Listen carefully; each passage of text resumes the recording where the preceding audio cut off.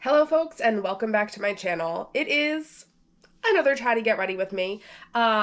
Before we get too far into this, as you'll notice, I sound quite congested. And that is because spring has sprung. Allergy season is here. And I made a whole video like a month or two ago and a blog post about allergies with like healing piercings. And in both of them I mentioned that I am quite a bad allergy sufferer, so I understand people's struggle with seasonal allergies and their piercings getting irritated, and here we are. I've actually put off filming my content till like the literal last minute. I have 2 days to film 10 videos because I didn't want to sound horrifically congested in all of my videos, but you know, here we are. So apologies for that, for sounding just awful in this video and any of the other videos I film right now. I really hoped I wouldn't have to film while I was this congested, but it'd be like that sometimes. But that is not the point of today's video. Today's chatty get ready with me is actually one that was suggested by one of y'all here on YouTube. I really probably should have screenshotted the comment and saved it when someone left it so that I could like, you know, edit it into this video and look all cute and put together and like a good YouTuber. But I did it. But someone asked me if I would talk about my experience with a shopping addiction. Someone had asked me if I would talk about my experience with a shopping addiction, and that suggestion has really stuck with me. And I thought it was just such a good topic for like a chatty get ready with me. I mentioned this before on my channel that I struggled with a shopping addiction for a very long time.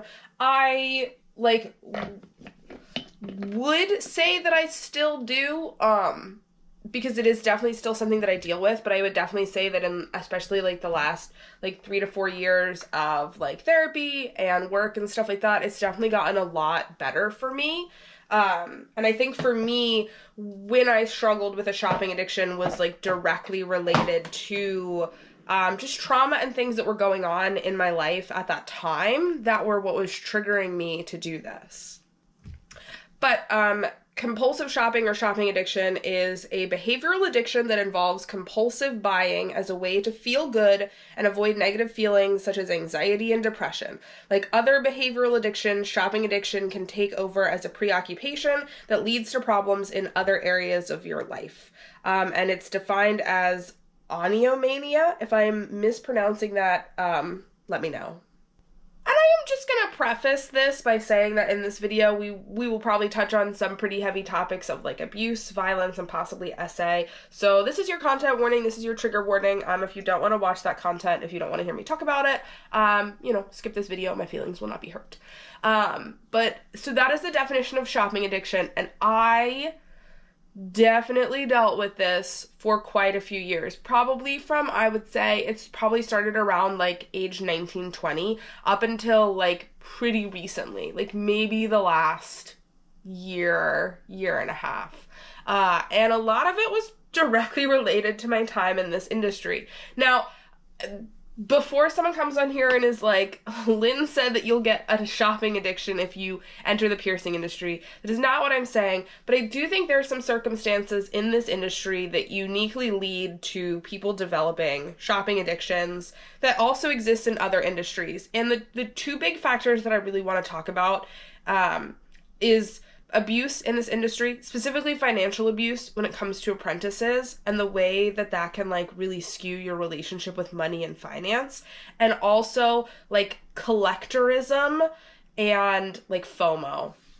But I want to start by talking about the abuse because I think that is like the bigger factor, at least for me, at least for my situation. Now, again, I'm only talking about my situation in this video. If you watch this and you're like, this doesn't align with my situation at all, fair, you know, valid. I can only talk from my own perspective. But as many of you know, and as I've been very open about, I dealt with a lot of abuse as like part of my piercing apprenticeships, and especially my final apprenticeship. I was working for a mentor 7 days a week, 12 hours a day, completely unpaid. And he also pursued a romantic relationship with me, and he was a decade older than me. And it was just a very, very negative situation. But the big, I'm like, I gotta really Sorry, I have to like really shake up this sunscreen. I love the Supergoop sunscreen, but it gets liquidy if you don't really shake it up. Anyway, the big factor I want to talk about is the financial abuse. And obviously, like in my situation, it was coupled with, you know, a lot of other flavors and varieties of abuse. But financial abuse is really, really common in piercing and tattoo studios, especially for apprentices. It's really common to be made to work unpaid, which, as I've talked about on my channel before, is illegal in America. You gotta pay your apprentices, you gotta follow local labor laws. There are laws for a reason. But when you're doing that, when you're apprenticing, which can often take, you know, anywhere from 1 to 4 years, and you're unpaid that entire time, you end up often in the situation where your employer has this great amount of financial control over you. And a lot of folks end up in situations like mine, where I was given the sweet deal of moving in with my mentor and having a place to live and a roof over my head and like water and electricity and internet, in exchange for like my labor at the studio being completely unpaid. So I worked with my boss. I lived with my boss. Yes, I didn't have to worry about rent or other expenses, but I also like did not receive a paycheck. I had no control over my own finances. And as someone who was kept as like a very junior apprentice for almost 2 years, that would sometimes mean that I would have $20 to last me 2, maybe 3 weeks. It would mean that I was completely dependent on my mentor for anything I wanted to purchase. If I wanted, you know, a certain food, I had to ask him if he could buy it for me. If I needed to pick up medication, I had to ask him if he would buy it for me. When it was that time of month and I needed menstrual products, I had to ask him if he would purchase them for me. There is a special level of humiliation in going to someone who is your boss and who is your teacher and who is also your partner and saying, hey, like, I don't have any money, I'm on my period, I need menstrual products, like, these are the kinds that I use, and being told, no, that's too expensive. I bought you this instead, and it's not a product that you like, or it's not a product that's comfortable for you, or it's not the right size for you, or it's not a brand that's comfortable for you.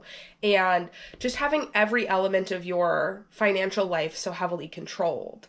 And, you know, as an apprentice, especially an early apprentice or a very junior apprentice, yeah, I was doing some services. I was doing jewelry changes, and I was doing like helix piercings and lobe piercings, but I didn't see any of the money from that. Like, unless a client directly handed me a cash tip, like, my mentor kept all of that. And so, you know, some weeks I would get lucky and I would have some money and I could buy things for myself, but a lot of the time I wouldn't. And I would just be completely dependent on him financially.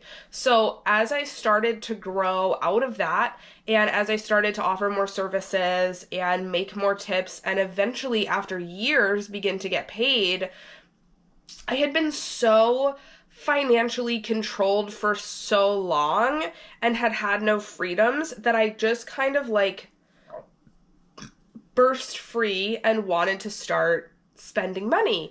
And for me, my shopping addiction was, in a little bit of a sense, like a broad shopping addiction. Like, I spent a lot of money on a lot of things that I didn't really need, but it was pretty targeted. I spent a lot of money on body jewelry that I didn't need. Was where the focus of my addiction was. I still bought like clothes and shoes and like bought, ate out and got food that I didn't need. But for the most part, I would say like 85% of my shopping addiction, it was on body jewelry. And I think a lot of that is because it was a permissible thing for me to purchase. Again, you have to remember, like, I'm 21, 22, I'm still an apprentice, I'm working with and living with my mentor, my boss, also my partner, he has a lot of control over what I do and what I purchase, and a lot of stuff, even things that I was interested in, like video games, or wanting to go out, it was all considered like a distraction from work. I would get in trouble for spending my money that way, or he would judge me. But body jewelry, if I purchased body jewelry, well, that was just building better relationships for the studio with companies and with makers. That was wearing beautiful pieces that clients would see and get inspired by. That was totally acceptable. And having some money to be able to do something with for the first time in a long time, y'all, I went ham. You've seen my collection video. Like, I got a lot of body jewelry, and I bought most of that while I was in my apprenticeship, while I was in those situations. Now, you might also hear that and be like, well, Lynn, you were in a situation of, like, active abuse. Shouldn't you have been, like, saving up your money to be able to, like, leave and escape that situation? And you'd be right, but when you are in a situation like that, it is so hard to feel like you want to leave, or plan leaving. And also, my boss slash mentor slash partner had access to most of my finances. He had access to my credit cards, he had access to my bank account, and like if I would save up some money and something would happen at the studio and we would have like an emergency expense or something like that, he would just, you know, spend my money or put it on my credit card. And of course, like, be like, oh, I promise, like, I'll pay you back, like, you're helping the studio, blah, blah, blah, all of this stuff. So I also didn't really feel like I had the option to continue saving my money.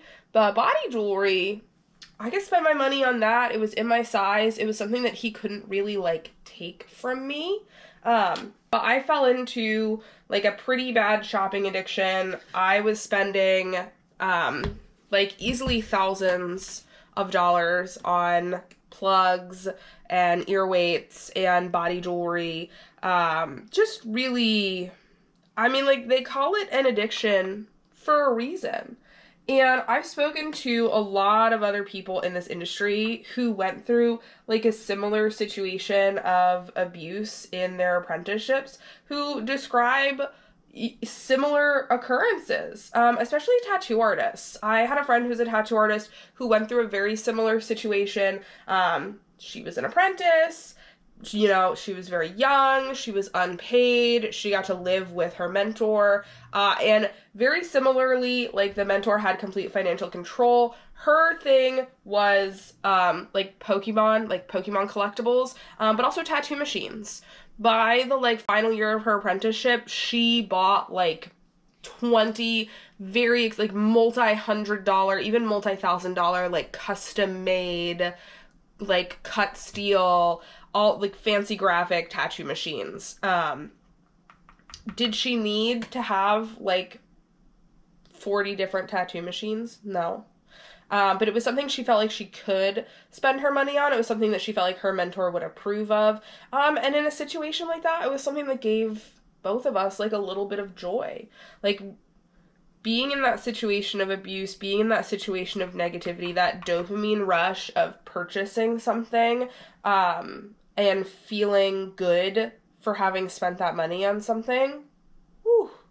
And especially in this industry, when you are in a situation of abuse like that, and it's really easy to be disconnected from your peers and others in your industry. Like, my social media was controlled, my, like, presence online was controlled, but when I would get, like, a beautiful new piece of jewelry in or something like that, I would post about it online, and he would let me post about it because, of course, like, showing off nice new stuff that I bought and showing off jewelry the company made for me, that was permissible. And so in that vein, every time I purchased something new and I was able to post about it, I could have some interaction with my peers that was normally, like, a forbidden thing. So I also remember not only the dopamine rush that I would get from purchasing these things, but the fact that showing them off gave me the ability to talk with and communicate with my peers in a permissible way, because usually my like interactions online and my communications with other piercers and other people in the industry were really controlled and really monitored and really limited. So, you know, buying new jewelry gave me both of those things. No, I am not a doctor, you know, I am not a psychologist or a psychiatrist. I'm not here to discuss, like, the ins and outs of, like, you know, what causes shopping addiction, especially in situations of, like, abuse and violence like this. I am merely a survivor with some theories.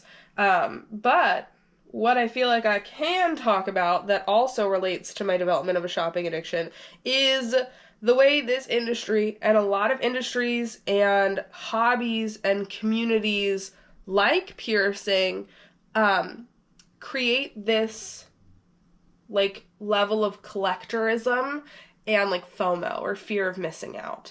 And if you remember the beginning of the video, I said there were two factors I wanted to really talk about when it came down to my shopping addiction. And the abuse one is for sure like a huge factor. Having your finances so heavily controlled during your apprenticeship, and especially when you're coming up in this industry, I think it's a huge contributing factor to why so many of us do develop shopping addictions, because we don't have control over our finances for so long. We don't have any money. We're completely unpaid as apprentices. And then we finally become tattoo artists or full-time piercers, and we just kind of like launch ourselves into the world of having money that we can finally spend.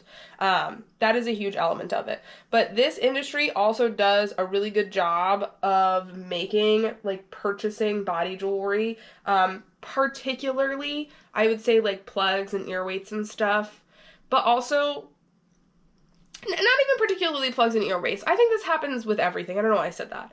But I think this industry does a really good job of making purchasing body jewelry feel like this gotta catch them all, gotta collect them all thing. There is this like air of competition amongst like body jewelry enthusiasts and collectors online to have the biggest collection, the most unique pieces, the rarest pieces, and a lot of companies do a lot of one-of-a-kind pieces or limited edition drops or limited edition collections, and it very much feels like if you want to be cool in the industry, if you want to be like, if you want to have a cool ear setup or a cool face setup or cool plugs and cool weights, you have to constantly be spending money to get these new designs that are being released or being dropped.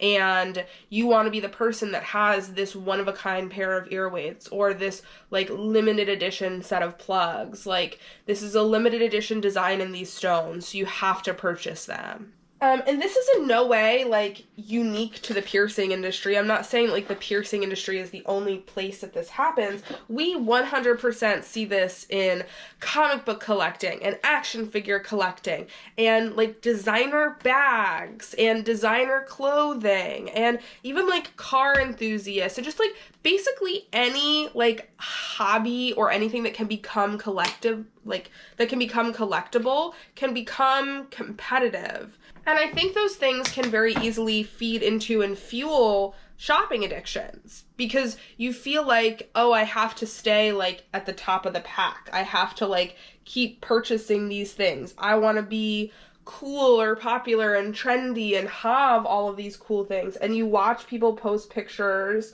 online of these huge collection spreads and all these pieces that they have. And I say this, I'm super fucking guilty of doing it myself, 100% like guilty of participating in this system myself. And there becomes this like feeling that you're missing out if you're not spending like thousands of dollars on body jewelry all of the time. And if you don't always have a new piece that you're getting or a new piercing that you're getting or a new pair of plugs or a new ear weight.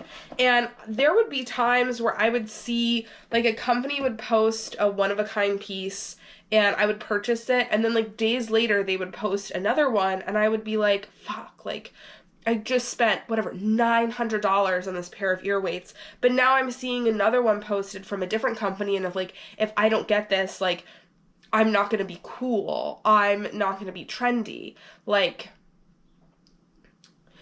and it's it's an addiction. It truly is an addiction. Like that high, that rush that you get from being the first person to purchase a one-off piece, to get a limited edition piece, that feeling you get when the company like reshares your photos and reposts your photos, or when people would talk online and be like, oh, of course, you know, Lynn bought that pair of plugs. Oh, of course, so-and-so bought that pair of plugs. To be someone who was like truly considered a collector, it felt like a badge of honor. It felt like something I was very proud of. And it gave me a lot of joy and a lot of happiness in a time where I really wasn't finding much of that anywhere in my life.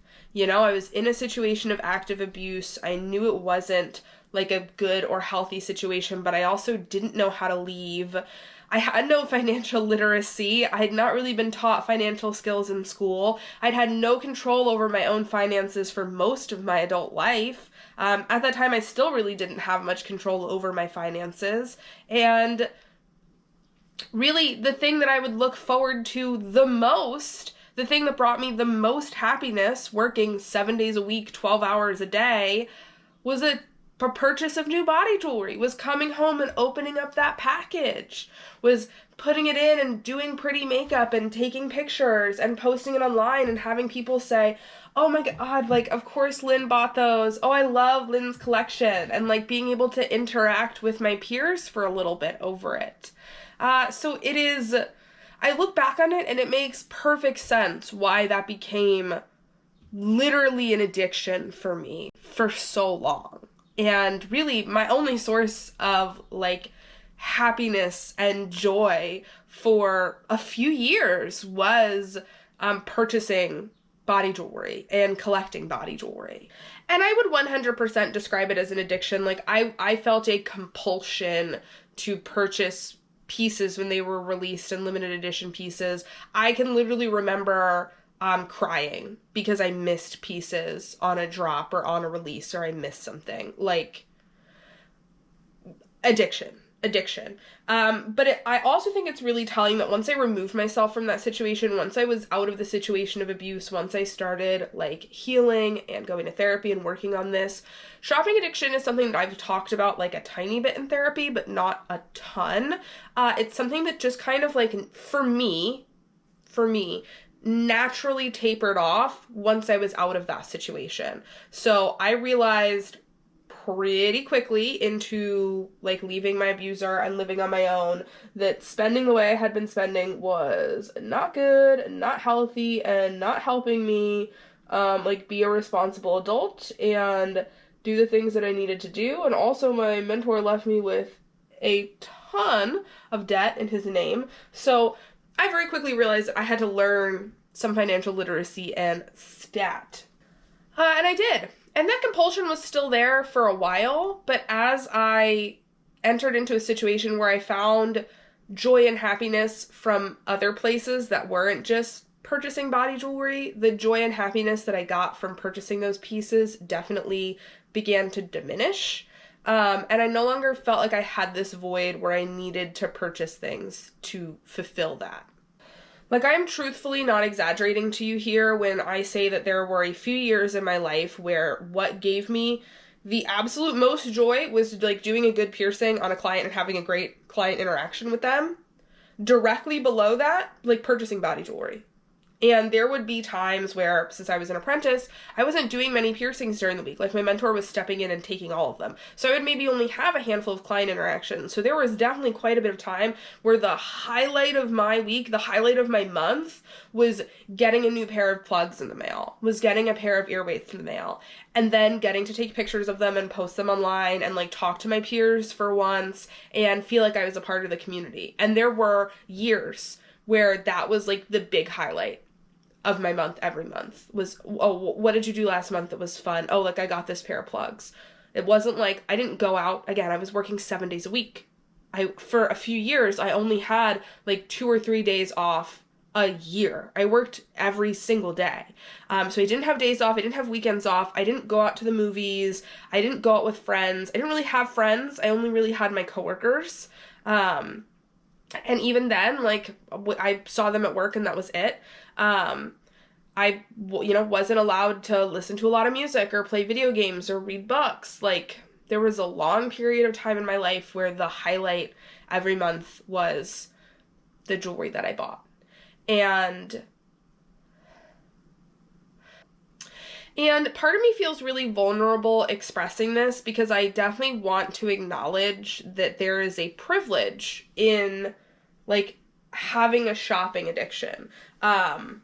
That might be a controversial take, but the fact that I was, like, still, like, had a roof over my head and, like, had food on my plate and could afford necessities and then could spend this money elsewhere, obviously, like, in spending this way, I was being very inappropriate with my money. I was, like, racking up debt. I was spending money oftentimes that I didn't have. I landed myself in a lot of debt doing this. Like, in no way is this a healthy behavior. But there is a certain degree of privilege in having a shopping addiction and having access to the money to spend on these things or the credit to spend on these things.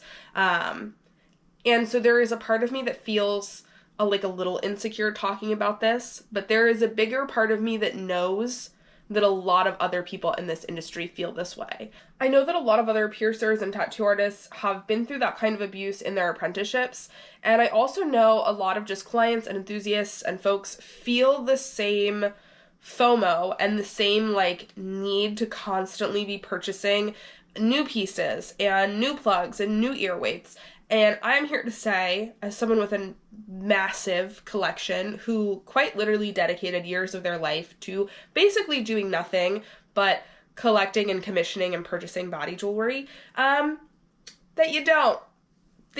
And I know how easy it is to get sucked into that feeling of, well, I'm not, like, cool enough if I'm not getting these pieces, or this is a limited edition drop, or this is a limited edition collection, or this is a one-of-a-kind piece. And it's so easy. It's so easy to get caught up and lost in that. But there is so much more out there. There is so much more that you can be spending your money on and your time on and your energy on and your effort on. And I just want to say that it's okay as well if this is something that you're struggling with, and that you don't have to feel shame about it and you don't have to feel embarrassed about it. And it is a real addiction. It is a real addiction. It is a real thing that people struggle with. And while I do want to acknowledge that there is a privilege in having a shopping addiction, it does not change the fact that it is still an addiction. It is still something that you need treatment for and help with, and it is still, like, a valid mental health struggle. You are not a bad person or a failure or anything negative if you are struggling with a shopping addiction. And I so desperately wish that I had someone to say those things to me when I was in the throes of it. That someone who I admired and looked up into the industry said, hey, so it's not normal or healthy to want to spend every last cent of every last one of your paychecks on just always buying new body jewelry. That is not okay. B, you don't have to feel ashamed to admit that you are addicted to spending money this way. And I also really think, okay, like, this is the point where I'm in my brain, I'm like, wow, I should script some of these videos, because I never script my Chat to Get Ready With Me's, because I just kind of like to feel like I'm sitting down and having a conversation with you. Oh my god, I just got mascara all over my hand, not paying attention. I got, like, way too excited about the thought that I had, and now I've made a mess. Okay, as I was saying, this is the point where, like, I feel like I should script some of these videos, and who knows, like, maybe y'all will think this is worth circling around and doing a scripted video. But the point that I just wanted to make is that also, when we live in, like, a capitalist society like this, it's really easy to look at what other people are doing online and feel like that's what you should be doing. And I definitely know from my perspective working in this industry, and I love all of my clients. I love every last one of you. You're all amazing, fantastic, and incredible. But I also gotta be real. Some of my clients, wonderful clients, great people, make a lot of money. And for someone like me, who was making, like, basically next to no money at the time, to look at the way some of my clients would come in who make millions of dollars a year and just drop thousands of dollars on jewelry at once without batting an eye on it.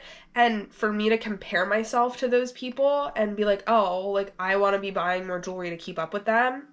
Or especially with the internet and social media, like you'll see some people, especially like people in the industry, and I'm guilty of doing this too, posting these huge, massive collections of weights and jewelry and things that they have, and not necessarily thinking about the fact, a lot of those people are like bartering for those pieces. A ton of pieces in my collection I got in exchange for doing guest spots. I got in exchange for helping those companies with their booths at different events. I got in exchange, I got like as part of like inter-industry like raffles and giveaways. A lot of pieces I got because they were one-offs that were like damaged or imperfect, and the makers or the creators knew that I wouldn't be bothered by them the way like a commercial client would.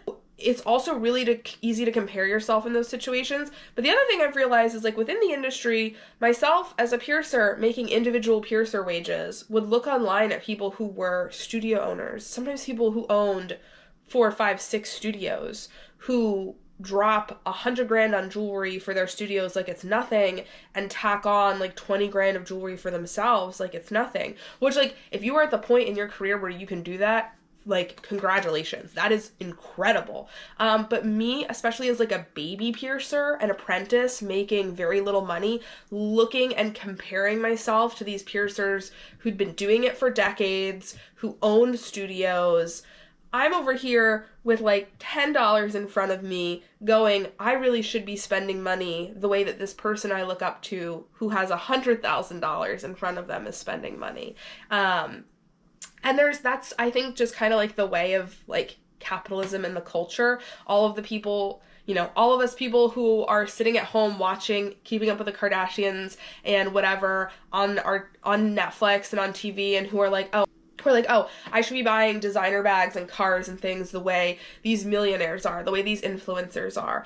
And it's really easy to compare ourselves to people who have all this disposable income, who are spending all this money on things. Or, especially when it comes to this industry, if you're not like a piercer or working in front of a house or a tattoo artist or a studio owner, if you're like a client or an enthusiast or just getting into the industry, really easy to compare yourself to people and be like, oh my god, this person buys all this beautiful jewelry, like I want to be cool just like them, and not realize that a lot of times we're not necessarily purchasing the jewelry, like we're trading skills or services for it, or we're being gifted like damaged or imperfect or one-off pieces. But for me, my experience with shopping addiction was intrinsically linked to the financial abuse that I was undergoing as part of my apprenticeship, and just feeling like I didn't have any financial freedom, and also just feeling like I didn't have any freedom in my life. Like the only thing that I really had that brought me joy was spending money on these things. And a lot of folks can relate to feeling that way, and I think that's how a lot of us end up in this cycle of like shopping addiction and really unhealthy spending. And I'm maybe not the best person to look to for advice on how to like heal from that or recover from that, because for me, once I was out of that situation and I found happiness in other areas of my life, that just kind of tapered off for me naturally. I encourage you, if you are someone who feels like you're in a situation like that, or who feels like you're spending out of control and doesn't know what to do, please know that you're not alone. Please know that I have been there. I have sat there and purchased something and looked at my bank statement and cried and wondered why I spent that money, and knew it was a bad idea to spend that money, and kept doing it anyway because it was the only thing that made me feel good. And there is hope on the other side. You will get out of it. You will learn to live a life where there is so much joy for you outside of just spending and purchasing things. I would encourage you, if you're able to seek out mental health care services, and therapy and a support system that can help you with that. But I just want you to know that you're not alone with that. And for, all the people who follow me who are just like enthusiastic about this industry and about piercings and stuff like that, I would say, please be careful with that FOMO. If you have the type of massively disposable income where you can just comfortably drop a few grand on body jewelry, like every couple of weeks or couple of months, which I know some of you do, hell yeah. Because if I were at the point in my life where I had that kind of disposable income, yeah, this is something that I'm passionate about. So I would absolutely feel comfortable like spending that money no problem all the time. But for people who don't, for people who are not in a financial situation where that's realistic for them, don't feel bad about that. You don't have to. You don't have to have 47 pairs of plugs to feel cool or feel like your stretched ears are awesome. You do not need to go in and purchase thousands and thousands of dollars worth of body jewelry all at once if that's not something that's reasonable for your budget. And a lot of my favorite ears and favorite setups and favorite collections that I've gotten to work on or help out on are things that people built thoughtfully over the course of years. Things that people saved up for and got one piece at a time. And just, you know, don't let that FOMO just completely take over your life. And just no one should have to eat ramen for dinner every night over a body piercing or a pair of plugs or a pair of ear weights, you know? It's all about balance. And I think, again, this is a struggle in basically every industry. I see it happen with my partner's friends who love cars and do the same thing over buying like car parts and car upgrades and cars themselves. I see it. I used to be a comic book collector. I see it heavy with comics. I know people who would spend like every last cent of their paycheck and genuinely not be able to afford to eat to complete their comic book collection or do stuff like that. I see it with people who collect Funko Pops and Starbucks cups and designer bags and, limited edition releases of clothes or records or things like that. Whatever it is that you're interested in or you're passionate in that you collect, it's really easy to get caught up in this FOMO and in this need to complete a collection or always be buying new stuff or feel like you're engaging with your community purely because you're spending money. And I hope that if you've sat through this whole very chatty get ready with me, that your takeaway is that you can participate in these activities and these hobbies and find enjoyment without having to always spend all of your money on it. And that a lot of that FOMO is engineered from social media and online. And it's okay. It is okay not to always be spending the money. It is okay not to get every limited edition release or drop. Like, you're gonna be fine. I promise. Anyway, that is a talk about my struggle with shopping addiction. As per usual, like I wanted to do it as a chatty get ready with me because I wanted it to just be like a sit down hangout topic, and that was what it was suggested as. But now that I've like chatted it out with you, I do feel like there's a lot that I could say in a really broken down video about this, especially how it relates to the piercing industry. So if that's something you want to see me do, let me know in the comments down below. If you're like, no, this rambly chatty get ready with me was long enough, let me know that in the comments down below too. And I look forward to sitting down and chatting with y'all again soon. Hopefully less super congested. All right, folks, have an awesome rest of your day. Bye.